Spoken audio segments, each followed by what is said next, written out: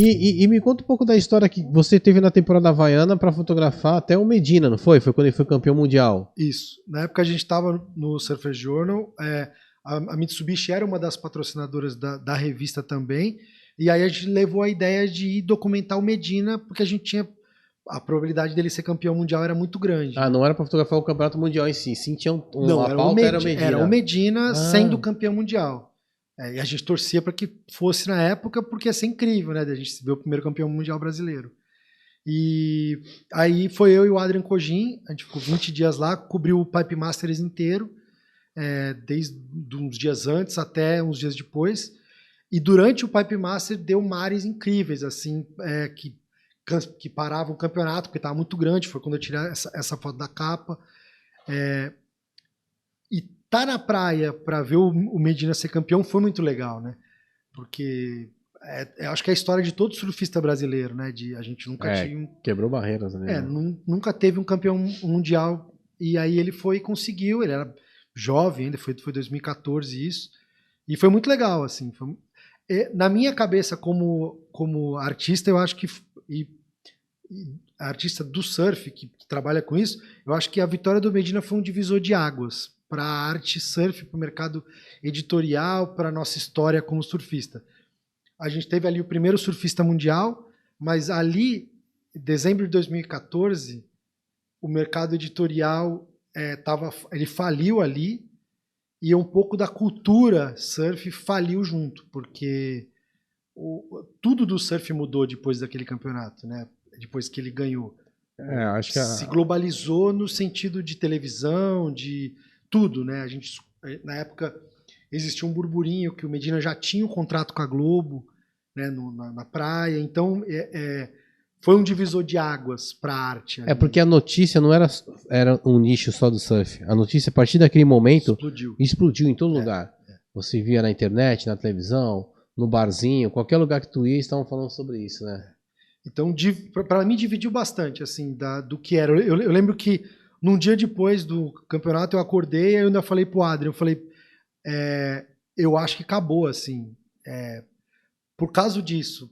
Na minha cabeça, assim, é muito legal a competição de assistir, todo mundo gosta de assistir, logicamente, ainda mais quando tá em mar perfeito, se assistir na tua casa, né, é incrível, né? Só que o imediatismo que se tornou o surf, por causa de tudo, e essa onda, não sei se talvez seja a palavra certa, populista, que se popularizou de uma maneira absurda, né? Todo mundo falava de Medina, né? Pessoas que nunca se interessaram por surf falavam de Medina, quer ser campeão mundial. Então é um sabor amargo para quem trabalhou no mercado a vida inteira. Então existia a necessidade de se adaptar, né? Na verdade acabou engolindo, que nem assim, muitas situações até hoje vai vivendo, o próprio skate, no surf, os comentaristas hoje, no mercado do surf, nos nossos bastidores, muito é questionado isso. Como que esses comentaristas que não sabem nem o nome de ninguém, então hoje, falando do campeonato, aconteceu até uma onda do próprio Leco Salazar, que uma das comentaristas não sabia nem quem era. E o cara simplesmente o filho do Picuruta, campeão mundial de stand-up paddle. Então, tipo assim, ela não sabia nem quem era o cara. E, tipo, então, assim, a mídia acabou engolindo a galera que representava. Eu acho que o erro foi esse. Ao invés de trazer esse pessoal, porque no futebol trouxeram. Os comentaristas são ex-jogadores. Por que no surf não vieram e falaram assim, peraí, quem é que domina esse mercado aí? Pô, fulano, ciclano, traz esses caras pra cá e vamos pôr eles agora em evidência também. Não, eles engoliram, dominaram esse mercado, um pouco triste pra gente, né? Mas aconteceu, né? Exato. Tu chegou a registrar até os momentos, assim, da galera, porque falaram que o Brasil dominou a praia, né? Não, era um estádio de futebol, foi incrível de estar ali, porque era a torcida como se estivesse aqui na praia, assim. A impressão que só tinha brasileiro e fervia a praia, né? Foi muito legal de ver, assim, ao vivo, né? De você ver aquele...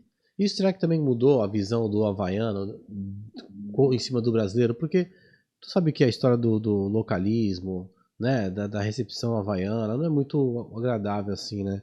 Sempre existia aquele localismo forte. O Brasil ganhou respeito com isso?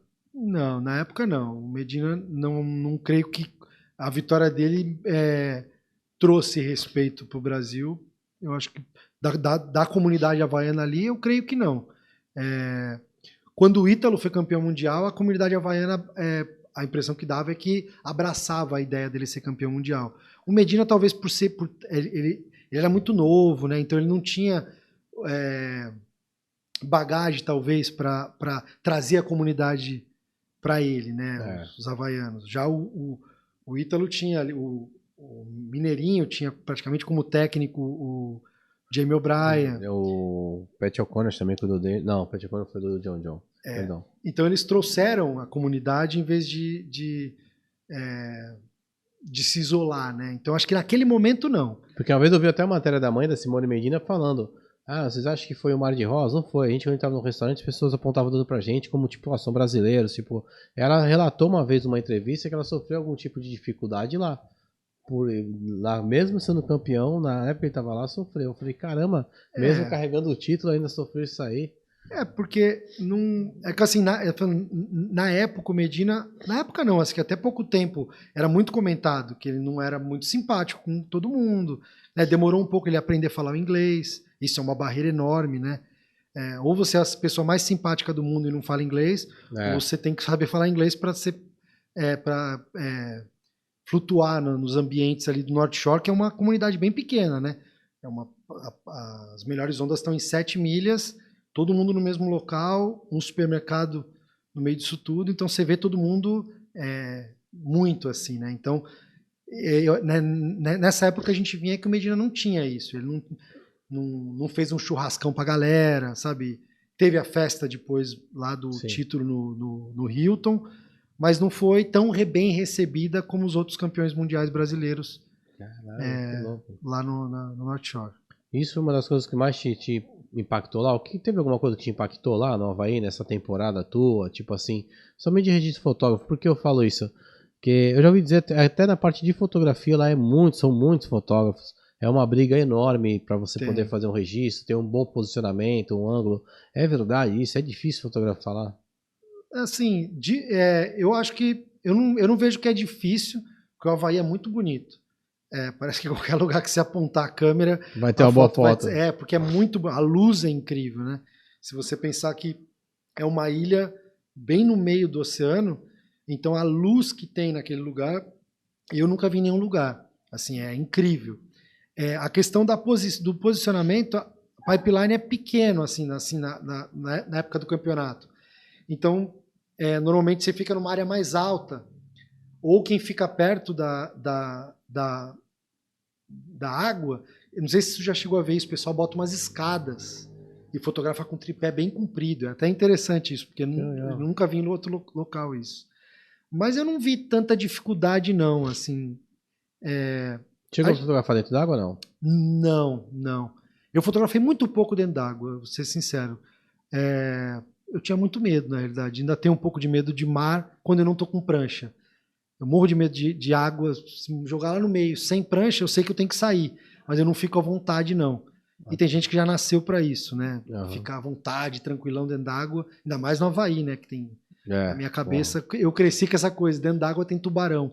E lá eu sabia que tinha tubarão, né? No Havaí tem. Tem os corais também. Que são então não foi agradável a experiência que eu tive. Então eu preferi fotografar só de fora.